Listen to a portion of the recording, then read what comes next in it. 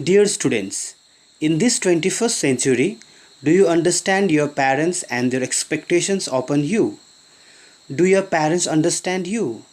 Do you know the reason behind all actions done by your parents when you were kids? Sometimes love and sometimes scoldings. My dear students, welcome to CMI's online classes. In today's class, in this video, we will read and understand the story all related to the above discussed points. This is chapter 3 of Beehive prose section, The Little Girl. This is a story of a little girl who expresses her feeling of fear for her father, changes and understands her father and his love for her. When we are little children, we often get afraid of our parents. We don't understand why our parents scold us. The story begins when this little girl shares her story that she used to get afraid of her father. She always tried to stay away from her father and never tried to face her father. Her father used to visit her in her room every day and kisses on her forehead, and she used to bid goodbye to her father in return of the kiss. When her father was off to his office for his work, the little girl always felt cozy and comfortable at her home.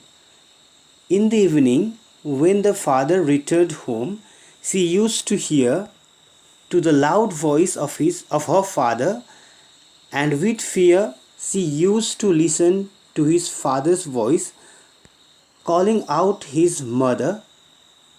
Whether the newspaper arrived or not, the tea was ready or not, and she used to hear her father asking his mother to see the paper, to bring the tea for him, to bring his slippers,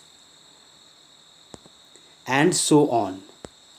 The little girl, whose name was Kezia, was told by her mother that if she was a good girl, she had to reach her father and put off his shoes.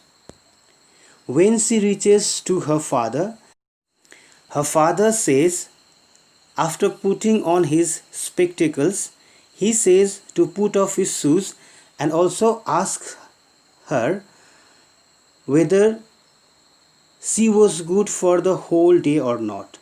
Kezia stammers and replies she doesn't know. She stutters with fear. The father replies how she doesn't know and calls her that why she was stammering, and also says that if she stammers, then her mother has to take her to see the doctor. Kezia only used to stammer before her father as she was very afraid to speak to him. Frankly, Kezia even describes the physical appearance of her father, that he was very big. His hands and necks are also big, and his mouth was bigger when he yearned. She compares her father with a giant as they were same in their physical appearance.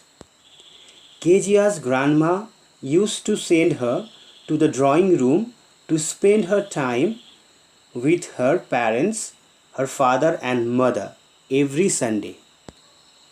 But whenever she went, she had always found her mother reading and her father lying on his sofa very cozy and comfortably, half asleep, keeping his handkerchief over his face, keeping his legs over the comfortable cushion. She used to wait for the waking of her father and would see at her.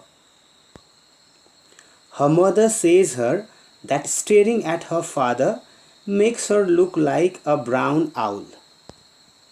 One day, Kezia's grandma tells her that the next week was her father's birthday and she has to plan for a gift, a comfortable pincushion of beautiful yellow silk color. Kezia works hard to stitch the pincushion at the three sides and started thinking how to fill the cushion. She wanders around her mother's room to find out any materials to fill her cushion. She finds a table at the side of her mother's bed, many papers lying there. She takes up those papers and tears them all into small pieces and fills the pincushion and stitches the cushion all by fourth side. The same night, Kezia hears the loud scream of her father.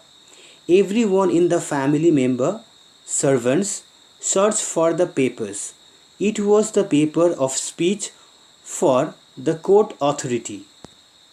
Everyone in the family and even the maids and servants look in tension. At the same time, Kezia's mother goes to Kezia's room and asks her whether she saw any paper in her room. Kezia replies yes, that she took the papers and tear them off to fill the cushion for her surprise gift. Her mother drags her to his father. The father asks them what had happened. The mother says everything.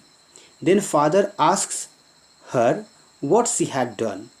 Kezia stammers and says slowly, "No, no." Kezia's father asks his mother to bring whatever Kezia had made. Kezia doesn't understand anything and keeps crying.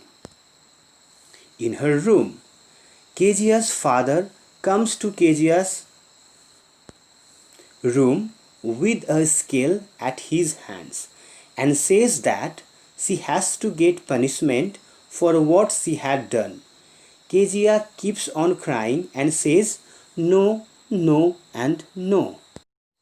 The father angrily shouts at Kezia and asks her to come near to him and says that it was important to teach her, to make her understand that she should not touch anything that doesn't belong to her, and beats her on her palm. Kezia cries. After some hours, Kezia's grandma comes to Kezia and covers her with shawl and keeps her in a rocking chair.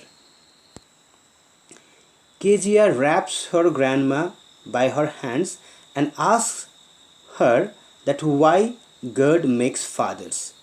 Grandma tells her to wipe her nose and sleep, and she would forget everything till morning.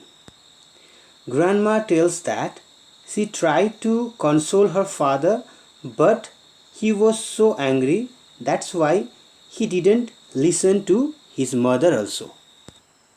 Kezia doesn't forget that incident.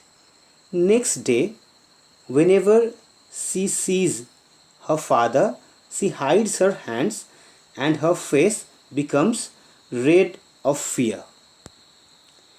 And Kezia sees her neighbor MacDonald playing with his kids in the evening and sees the small baby Mao sitting on his shoulder and two little kids hanging on his pocket and swinging around flower beds.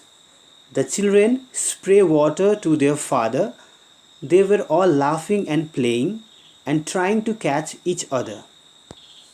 Seeing this, Kezia understands that fathers are of different nature. One day, Kezia's mother becomes ill. Kezia's mom and grandma go to the hospital, but Kezia stays back home alone with the cook Alice. It was all well all the daytime, but at night, when she becomes ready to go to bed,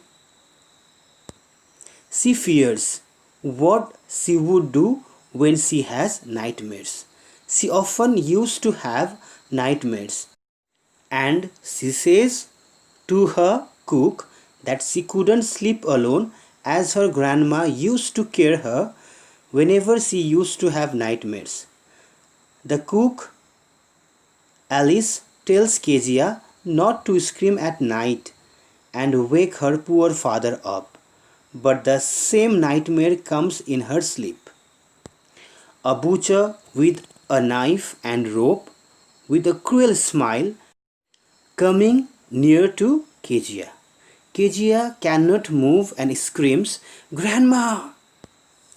But at the same time, she sees her dad standing near to her with a candle. He asks her what had happened.